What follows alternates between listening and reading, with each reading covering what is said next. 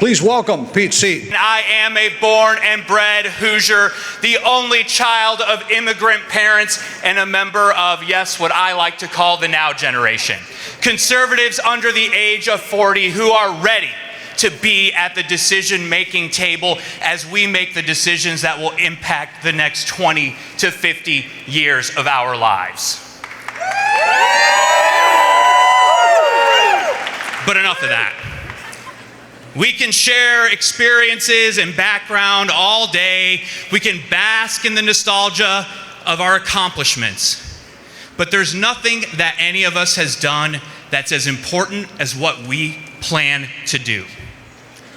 So whether you've heard me speak once, twice, a dozen times, or maybe today's the first time, I want you to know precisely what inspired me to run for state treasurer, and why running for office for the first time, and particularly this office, for me is a passion, not an obsession. And I want you to know a little bit about my plan. A plan that is based on what the state treasurer actually does, and only what the state treasurer can do.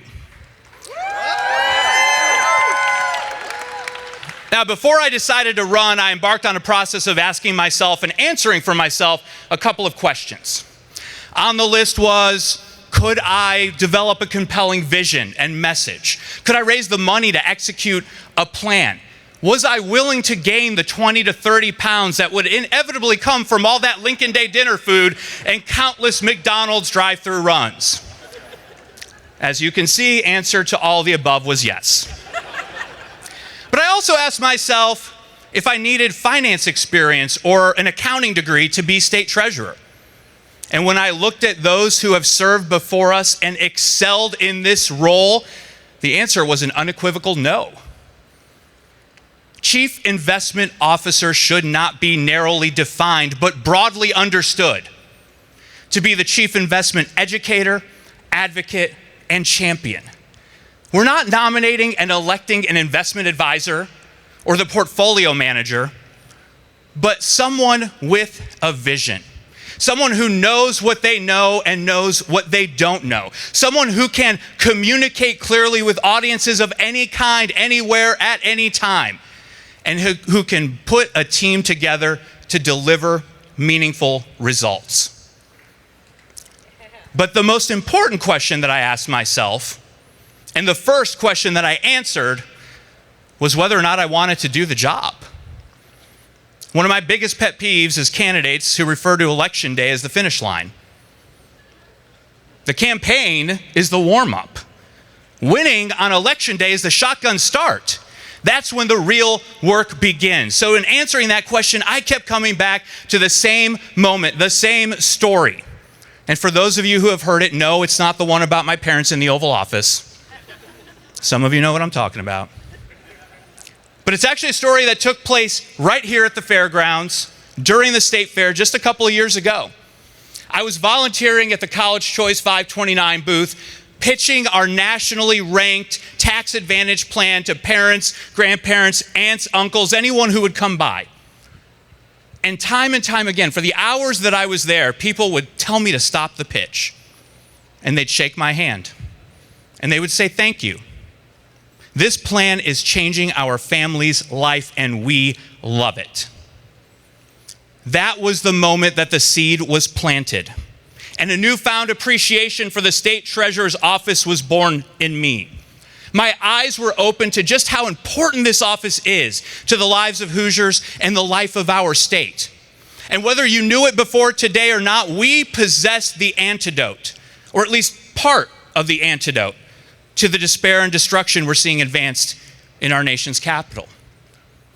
In this world of negativity with criticism at every corner and hate filling far too many hearts, we have in the state treasurer's office a diversified portfolio of hope, promise, and optimism. The hope of education and empowerment, of investing in ourselves and taking personal responsibility. The promise of planning for the best and preparing for the worst and not relying on government to bail us out. and the optimism that we can and we will yield a better tomorrow. And I want to embrace that hope, that promise, and that optimism to make Indiana's investment environment the envy of the nation.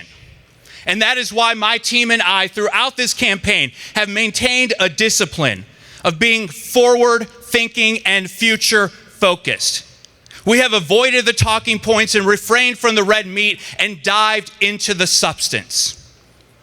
And as a result, we put together a comprehensive yet concise plan for this office. And it has a very creative name, Pete's Plan. Came up with it all by myself. It covers 529 and ABLE, 911 and education scholarship accounts, Trust Indiana and the Bond Bank, cybersecurity and financial literacy. It's all in there. But I hope you paid special attention to the section on retirement security, because I believe that is the next natural avenue for the state treasurer to lead. Far too many Hoosiers, at last count, over 1 million, do not have access to a 401k at work. We need to empower and incentivize them to invest in themselves so they are not a burden on themselves or their families or on taxpayers during their golden years. And we also, for those who are currently retirees, currently receiving income from Social Security or deferred compensation or defined contribution plans, they deserve tax relief, additional tax relief. Those who are on fixed incomes should not be punished in retirement for taking personal responsibility during their working years. And I'll fight to do that. With this plan in place, I'm not asking you to just trust me that I'll show up and figure it out. I want you to know that I have deeply studied and learned this office and developed a thoughtful plan for its next chapter. But there's one more thing we need to address, and that's the politics. There is still a campaign to wage between now and November. And when looking ahead to that campaign, know that I am the only candidate who has helped lead and win a statewide campaign, not once, not twice, but in 3 separate election cycles.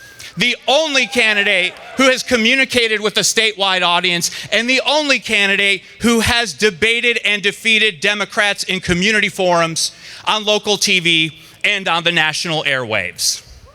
I've done it, and I'll do it again.